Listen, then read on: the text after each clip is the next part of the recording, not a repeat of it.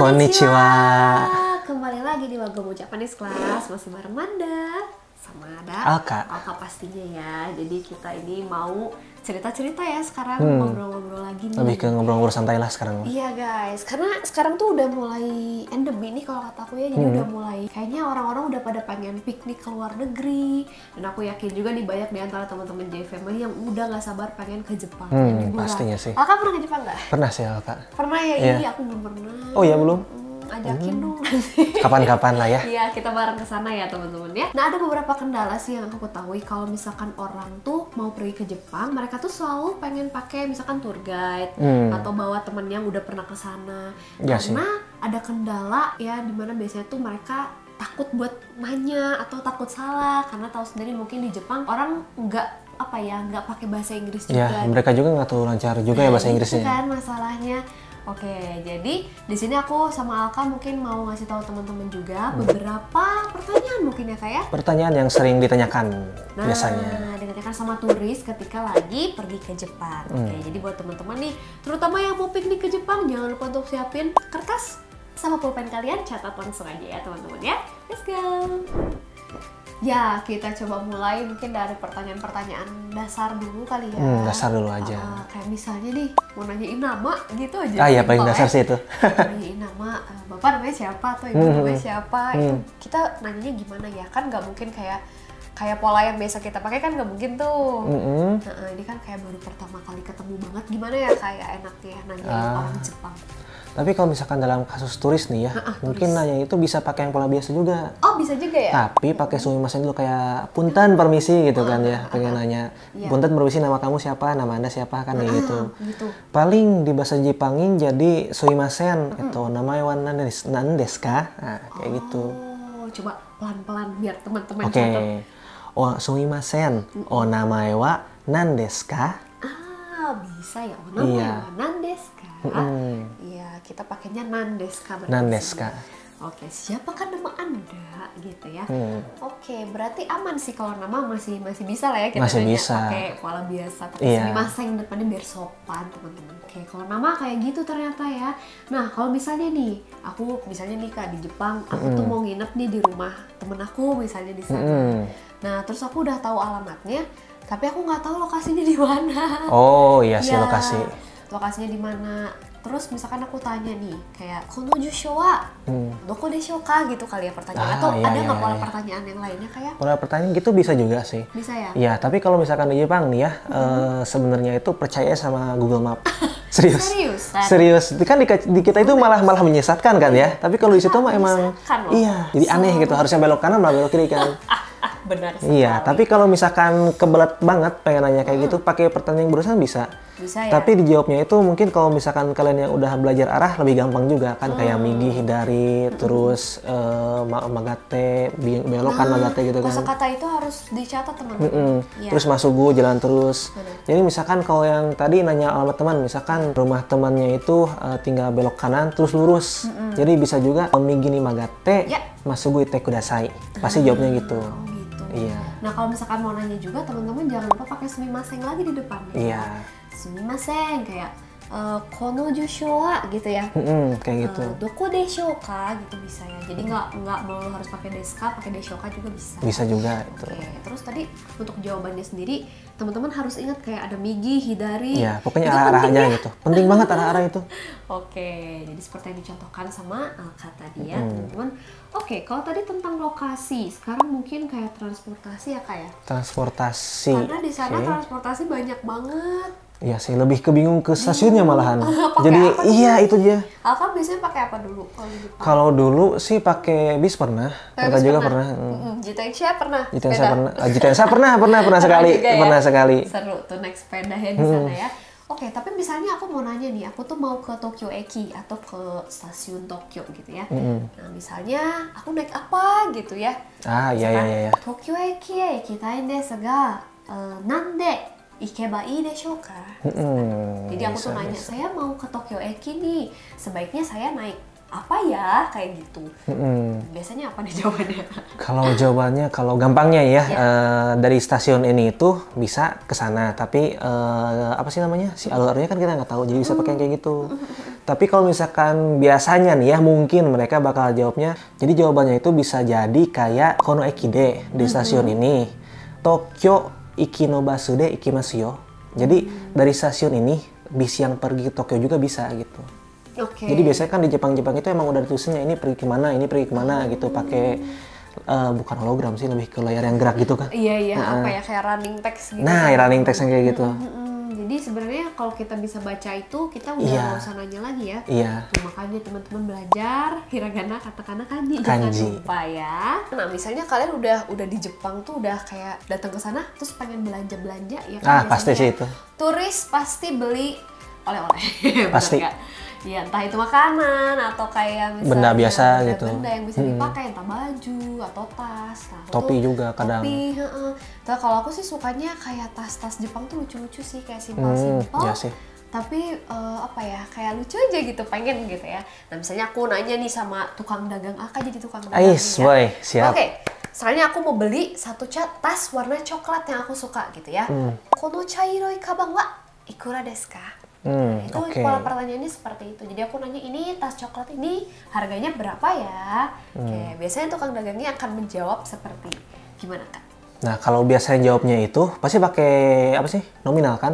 Nah, jadi harus tahu angka-angka dulu. Nah, itu dia. Itu harus pasti, harus tahu angka dulu, hafalin angka ya? Dari 1 sampai 10 dulu aja lah gitu. Nah, itu cukup ya. Nah, terus kalau misalkan dijawab biasanya kono kan tadi apa? Chairo kabang kan? Chairoi kabang. Nah, kalau misalkan dijawab mungkin jadi sono chairo kabang wa. Misalkan harganya itu berapa ya? 5.000 yen. Biasanya berapa tas? 5.000 yen? Nggak tahu sih. 5.000 yen aja, ini misalkan. Misalkan 5.000 yen. Jadi dijawabnya pasti go seng eng. Jadi go seng itu 5.000, seng itu udah hitungan ribuan lah gitu. Go seng eng des. Jadi gitu. Paham dulu berarti kalau misalnya kalian paham nggak nominal. tahu angka atau nominal, minimal kayak uang-uang gitu ya. Itu susah sih teman-teman. Tetap harus pakai translator. Ya, tapi kalau misalnya pengalaman Alkama, mereka nunjukin si harganya aja gitu. Jadi kan pakai kalkulator mereka tuh kan ya. Jadi tungguin harga gini. Oh iya gitu. Lihat aja. Iya, digituin aja. Jadi kita nggak bingung. Soalnya mereka juga pasti ngerti kan, oh ini orang luar gitu. Mungkin bahasa Jepangnya agak kurang juga gitu. Sebenarnya udah agak friendly sih ya. Friendly ya. Turis friendly. Oke, kalau tadi nanyain harga, mungkin nih kita tuh bisa aja lagi pergi kemana gitu ya di satu tempat di Jepang, terus kita tuh nggak tahu ini jam berapa. Kayak kita tuh nanya, ini sekarang jam berapa sih? Biasanya juga nanyanya masih sama kok, pola-pola yang biasa kita pakai aja teman-teman. Kyo atau bukan kyo, ima mungkin ya. Ima bisa. Ima wa misalkan nanji desu ka? Ima wa sumimasen, ima wa nanji desu ka? Kalau misalkan jawabnya jam berapa teh? 6:30? Bebas. Bebas 6:30 ya, 6:30. Sekarang jam berapa guys? Kalian nonton jam berapa? 6:30, oke. Mungkin 6:30 ya. 7 malam ya. Iya. Nah, jawabnya itu bisa tetap harus hafal nominal lagi, karena pakai angka kan. Jadi kalau misalkan jam 6:30 nih, imawa shichiji hang des. Shichiji hang itu setengah, jadi shichiji jam 7, hang setengah berarti 6:30. 7 pas 7:30 si Jihang. Shichiji hang 7:30 kayaknya aku maaf guys nge-lag. Gak apa-apa guys. Ya 7:30. Iya pagi-pagi aduh. Jiwa-jiwa belum masuk ini. Tidak apa-apa. Jiwa-jiwa masuk. Tapi teman-teman emang kalian harus ngapalin dulu sih tentang jam ya, karena jam punya aturan baca sendiri, beda sama angka-angka yang biasa ya teman-teman. Kalau nggak salah kita udah pernah bikin ya, aku udah pernah bikin dulu kontennya, kalian bisa langsung cek aja di playlistnya Wagomu. Pasti banyak Wagomu Japanese Class, ada tentang cara baca jam, hari, tanggal, cek aja langsung ya. Oke, nah jadi keinget nih, kalau misalkan nanyain tanggal ya, sama sih polanya ya, misalkan kyo wa nanichi desu ka? Hari ini tanggal berapa gitu ya. Tapi masa sih orang lupa tanggal di sana ya, kayak nggak mungkin gitu. Tinggal HP juga bisa kan? Bisa sih ya. Tapi bisa nggak sih maksudnya dijawab gitu? Pasti dijawab bisa. Tapi tetap ngapalin lagi. Ngapalin lagi. Kan gini, kalau tanggal tuh sebenarnya nomor. Tapi nomor itu setelah 11 ke sana. Jadi kalau 1 sampai 10 itu jadi kayak saat tanggal 1 sampai 10 kalau berurutan, jadi tanggal 1 Suitachi, Futsuka, Mika, Yoka, Itsuka, Muika, Nanoka, Yoka, Kokonoka, Toka. Nah, 10 ini itu beda-beda.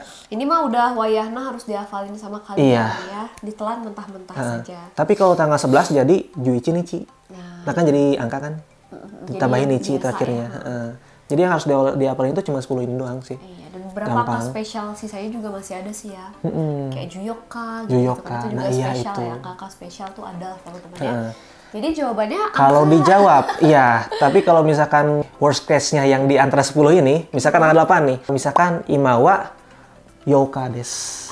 Sekarang ini tanggal 8. Awas ketuker ya Yoka sama Yoka. Yoka tanggal 4, Yoka itu tanggal 8 gitu. Peka di ini ya, listing ya. Iya, itu dia. Oke, guys. Nah, kalau misalkan aku mau beli baju. Jadi kalau tadi udah beli tas, udah tas beli terus ya dari tadi. Iya, baju mulu ya. Sekarang misalkan teman-teman pengen beli baju terus mau nanyain size-nya gitu ya. Misalnya kono fuku no size wa nan desu ka? Gitu boleh nggak sih? Bisa. Iya bisa, kono size kan. Kono size, kono fuku ya? Fuku, atau baju, shatsu pakaian. bisa. Oke, kono fuku no size wa nan desu ka? Gitu ya. Oke. Kalau jawabnya ya kayak biasa aja, tinggal tambah size doang. Jadi kayak misalkan M size kono fuku no size wa M size desu. Berarti masih pakai standar yang S terus M iya, begitu sama ya? di Jepang juga ya. Sama ternyata. Oke. Jadi kono fuku no size wa M size desu. Atau L Emu, size. emu, eru kayak gitu. Pokoknya pengucapannya itu bahasa Inggris gitu. Kan emu, eru, terus ese. Gitu. Oke, ternyata begitu ya kalau nanyain size. Oke, simple lah ya, karena nggak jarang juga nih kalau misalkan kalian pergi ke Harajuku gitu ya, terus nemuin baju gitu. Tapi kalian nggak tahu misalnya size-nya itu berapa sih gitu, terus pengen mastiin, nah kalian bisa tanya pakai pola yang tadi ya teman-teman ya. Oke, kalau misalkan udah nanyain size, terus udah nanyain apalagi harga udah gitu ya. Biasanya kita nanyain apa lagi? Oh mungkin kayak durasi ya. Durasi? Misalnya durasi perjalanan. Oh ya bisa. Buat orang yang pertama kali ke Jepang, kayak aku misalkan nanti kalau ke Jepang aku nggak tahu nih. Kalau misalkan dari Tokyo ke Kyoto, kita tuh butuh berapa waktunya gitu, misalkan berapa jam sih gitu ya. Misalkan aku mau nanya kalau kita ke stasiun Tokyo kita butuh berapa lama nih, jadi misalnya Tokyo eki made dore kurai kakarimasu ka? Nah bisa pakai pola kayak gitu, iya nggak? Bisa. Nah kalau jawab juga simpel sih, gampangnya mah tinggal deskanya dihapus aja. Jadi misalkan 15 menitan berarti 15 分かかります。Langsung gitu aja. Kakarimas gitu ya. Jadi butuh waktu 15 menit. Iya, gitu aja. Berarti balik lagi harus hafal angka. Angka lagi. Angka dan ketentuan. Iya, ini lebih kejam sih, kan ada fun-funnya gitu. Iya tuh, fung apa sih artinya, Kak? Menit. Menit ya, fung menit gitu. Ada fung, ada pung. Pung ya, tergantung dari angkanya ya. Angkanya. Oke guys, nah belajar lagi tuh, jangan lupa ya. Oke, durasi udah, terus misalkan apa lagi ya? Yang paling sering ditanyain mungkin karena mungkin banyak orang muslim juga nih sekarang udah mulai banyak di Jepang ya. Nah, salah satu yang jadi kendala di sana adalah di sana kan orang juga makan butaniku gitu kan ya, atau makan daging babi juga ya. Nah, jadi biasanya orang sini tuh rada takut gitu kalau misalkan nanyain kayak bahan makanan gitu ya. Kira-kira ini ada daging babinya tidak gitu ya misalnya. Kayak gitu guys. Nah misalnya nih kita pergi ke restoran daging gitu ya, restoran steak misalnya. Terus kayak nanya ini steak bahannya apa sih gitu, apa dia sapi ataukah ayam gitu. Kita bisa tanya sama pelayan di sana kayak shimasen, kono steak wa nande dekimasu ka? Jadi steak ini dibuat dari apa sih gitu. Jawabannya pasti pakai D lagi, kan partikel D. Jadi terbuat dari apa? Nah, kalau misalkan ternyata dari daging babi berarti butaniku de dekiteimasu, terbuat dari butaniku. Tapi sebenarnya untuk masalah ini tuh bisa agak lebih apa sih, santai sih, iya lebih casual. Soalnya udah nggak jarang banget ada restoran yang mampangin si apa sih logo halalnya. Oh bener ya. Jadi di beberapa tempat bahkan ada di Alka dengar itu di suatu distrik itu lagi udah ada pasti logo halalnya gitu lagi. Halal ya, wah ini berarti muslim friendly sekarang. Ya udah mulai ke muslim friendly gitu lagi. Oke, tapi nih kalau seandainya kalian terpaksa, bukan terpaksa, kalian tuh tiba-tiba masuk ke tempat yang ternyata di situ tuh kayak non halal misalnya seperti itu. Jadi kalian bisa misalnya butaniku desu ka, kayak ternyata daging babi ya. Terus misalkan sumimasen butaniku wa misalkan tabemasen. Ya nggak sih? Kayak aku nggak bisa makan nih. Butaniku wa tabemasen kara misalnya. Terus kayak gyuniku no steak wa arimasu ka? Jadi kayak lebih ke aku tuh nanya juga nih, kalau misalkan steak yang pakai daging sapi ada nggak gitu. Gyuniku no steki wa arimasu ka? Bisa nanya gitu. Mungkin nanti dijawab misalnya ada, berarti kalian bisa pesan. Kalau nggak ada, kalian bisa pindah restoran lain. Iya, Bener nggak? mau nggak mau pindah restoran lain. Iya, bener. Terus jawabnya gimana tuh? Jawabnya paling kayak biasa aja sih. Kalau misalkan, kalau misalkan bukan daging babi, stick ini aja, ini daging sapi misalkan. Pasti jawabnya itu mungkin kurang lebih kayak soreja kono steki wa atau gyuniku desu, mungkin gitu aja. Atau nggak disaranin ke menu-menu yang lain gitu. Itu kalian juga harus belajar ya pola-pola yang suka dijawab sama pelayan restoran juga itu ya.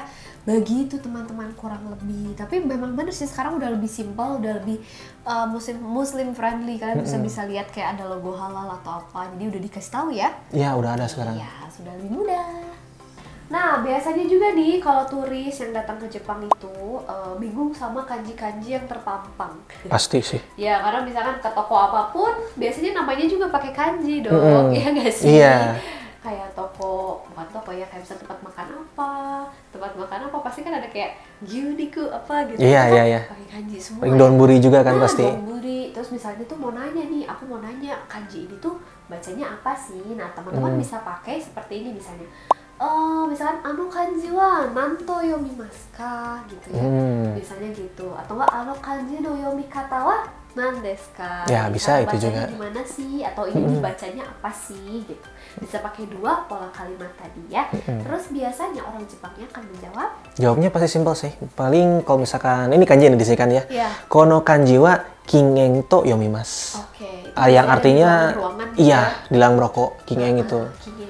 Jadi kayak gitu simpel aja sih. Simpel ya? Iya. Kono kanji wa kingeng to yomimasu. Nah, itu biasanya jawabannya seperti itu. Simple banget, tapi yang jelas tetap ya kalian harus sebelum pergi ke Jepang kalian harus juga sedikit banyak yang mempelajari dong. Ya, yang pasti harus ada bekal dulu sih. Entah kanji, entah mungkin cara baca jam, waktu, tanggal ya dan lain-lain itu harus kalian hafalkan juga. Mau nggak mau ya Kak ya? Mau nggak mau itu. Iya gitu. Terus apa dong Kak? Misalkan Alka mau nyampein apa nggak nih buat teman-teman? Nyampein. Mau ke Jepang gitu.